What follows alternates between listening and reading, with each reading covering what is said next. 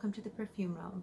My name is Manahel and today's video is going to be another collab video. It is going to be with itsmj or Maria here on YouTube. I'll be linking all of her information down below.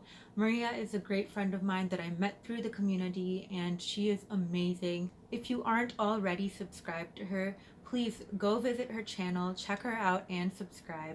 She has amazing fragrance videos as well as fashion videos. She's just a lot of fun and I really enjoy her channel. So what Maria and I decided to do is collab on fragrances that we think would attract people the most. So kind of aphrodisiac kind of scents, the kind of fragrance that when someone smells it, they drop everything they're holding, they turn around, they look at you. But the fragrances that we decided to talk about go a little bit past alluring, because it's not just kind of this passive act of being allured by someone. There's this kind of active carnal craving for that fragrance or being near that fragrance, smelling it more, and being near and smelling the person who's wearing it as well. So we are going to be talking about these kind of love potion fragrances today.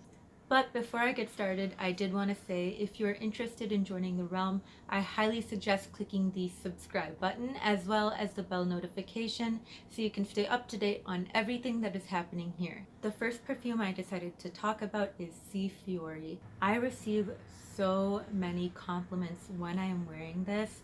Not only do I love it, but it really does seem to attract people. The notes in this perfume that are truly acting as the aphrodisiac agents are the green mandarin with rose and musk and vanilla. So there is a lot going on in this fragrance. It has this kind of fruity opening, very candy-like, but there's also this really nice, rich, creamy milkiness.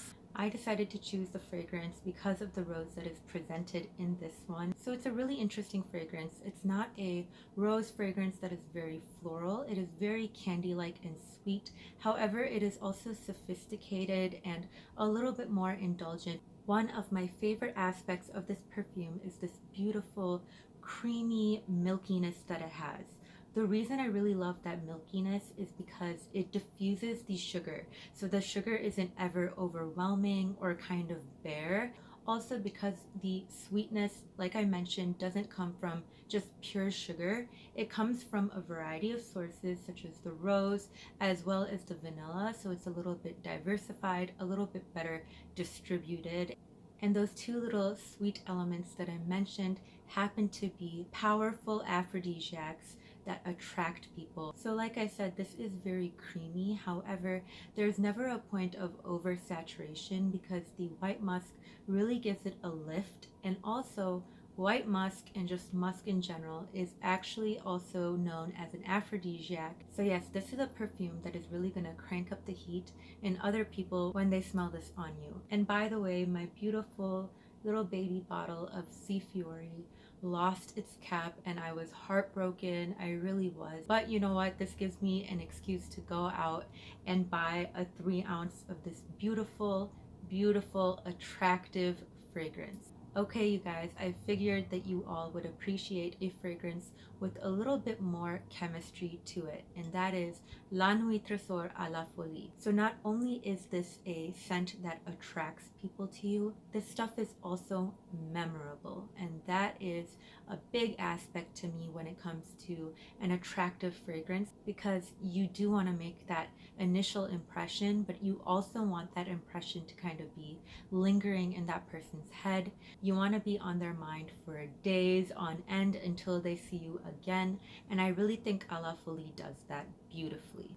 So the last perfume I really wanted to talk about rose and vanilla, kind of the combination. So I cheated and I used 2 different notes because I think that they were both in play in that perfume, and both of those were one of the main aspects that really made it stand out. Also the white musk, but I don't want to do too much cheating, so we're just going to stick to the rose and the vanilla. For this one, the patchouli in here is what I believe really draws people in. So this one also has rose as well as jasmine and vanilla. So that is just a crazy, crazy combination. Not crazy because it's so unique. You know, you do see that in gourmands quite often, but it is done really, really well in this perfume. The reason that I really brought that up is because rose and jasmine are both very, very powerful aphrodisiacs. So we already talked about rose, but jasmine is a note that for centuries has been known to be something that arouses, something that is very lustful. Many people here in the Western world find it very exotic. Obviously, if you're from a country that jasmine is very, very commonly used, it's not going to be exotic. It's more of a native flower, but you know, there is this beautiful allure to it.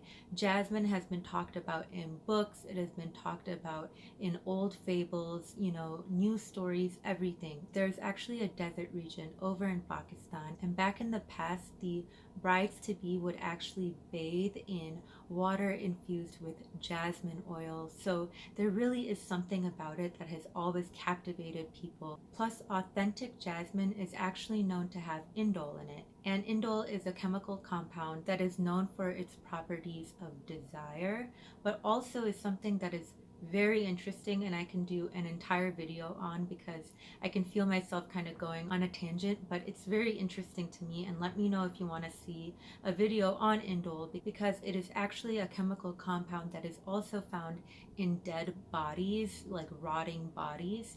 And there's something very interesting about it, how it kind of works on the human mind and attracts people. Like there's something very, very weird about it, there's something very off about it, but there's also something that really draws people in. So it's very, very animalic and carnal in nature. But this perfume, the jasmine, is not overly indolic. To prove my point about going on a tangent, the funny thing is that the jasmine in this perfume doesn't really have the indole in it. And that might be because, you know, it is possible to separate indole from jasmine, but definitely in a more mass marketed perfume, they do seem to remove the indole. They kind of remove that chemical compound because it can be a little tricky. Also because indole doesn't always play really well with overly sweet and saturated fragrances. Of course, there are some that completely break the mold, but that is generally what I have picked up on. So there actually isn't much of an indolic vibe in A La Folie, but it does have jasmine, that powerful, powerful, powerful aphrodisiac, as well as vanilla, as well as patchouli. I chose this one for the patchouli, but I ended up talking a lot about the jasmine, so I think I'm just gonna say that this perfume was chosen for the jasmine. And so A La Folie has this beautiful darkness, this kind of mysterious elusiveness to it that I think really makes it a lot more interesting. You know, they do say there are plenty of fish in the sea, but if you use this one as bait, A La Folie, I guarantee you are going to be emptying out the freaking ocean. Okay, the next perfume is one that I'm not a huge fan of because I don't like overly sharp and citric fragrances, or very, very, very aquatic, citric, fresh, sharp, astringent fragrances. That was a lot of adjectives that I basically wanted to use to describe light blue intense. This is just not the perfume that I would have picked out for myself, but since it was picked out for me and then gifted to me, I ended up using it a lot, especially when I didn't have much of a perfume collection at the time. And people love this. This is a unanimous, universal love. I don't think I've ever pulled more compliments than when I wear this perfume. I am telling you, there's something about it. And I think what really draws people in with this one is that it has jasmine as well as citrus in it. So it has two big players. We already talked about jasmine and how much of an allure it has, but it's interesting to see how versatile a note can be, because this is completely different from A La Folie. And I think that it's a great option for people who don't really like gourmand fragrances. You don't have to be wearing a super, super sweet gourmand to attract people, to make people fall head over heels for you. It does have citrus, which is also known to be an aphrodisiac. In fact, I think in the beginning we talked about mandarin and orange and how appealing it is. All right, so this one is going to be an honorable mention, and I just wanted to provide a perfume for my younger audience. Of course, perfume has no age and you can wear whatever you want, but this happens to be one that I know is very, very popular with people under 20. People over 20 love it as well. I mean, I love it, but let me tell you, I wore this in high school and it was a huge success for me. It really was, and it is Forbidden Euphoria from Calvin Klein. This one also has patchouli and jasmine and white musk. You can tell that a lot of fragrances employ many of these kind of narcotic, aphrodisiac, love-inducing type of notes. They really like to play with them and bring them all together to toy with our senses, because that's what perfume is all about. And I think it's a great one for people who want to wear something, you know, in school, something that is a little bit more school appropriate. Okay, the last perfume that I'm going to be sharing with you guys is Angel Muse, and this one is all about attraction. This one is all about being suggestive and seductive and yummy. This one, if you want to be a temptress, this is the one to wear. This one has patchouli in it, it has vetiver, and the opening has this beautiful grapefruit. So grapefruit is another particular scent that is known to be an aphrodisiac. This one has been studied upon. So this one has the patchouli, like I mentioned, and it also has the grapefruit in the opening. So the opening has a beautiful blast of this kind of bitter citrus that is, of course, then paired with that beautiful hazelnut cream accord.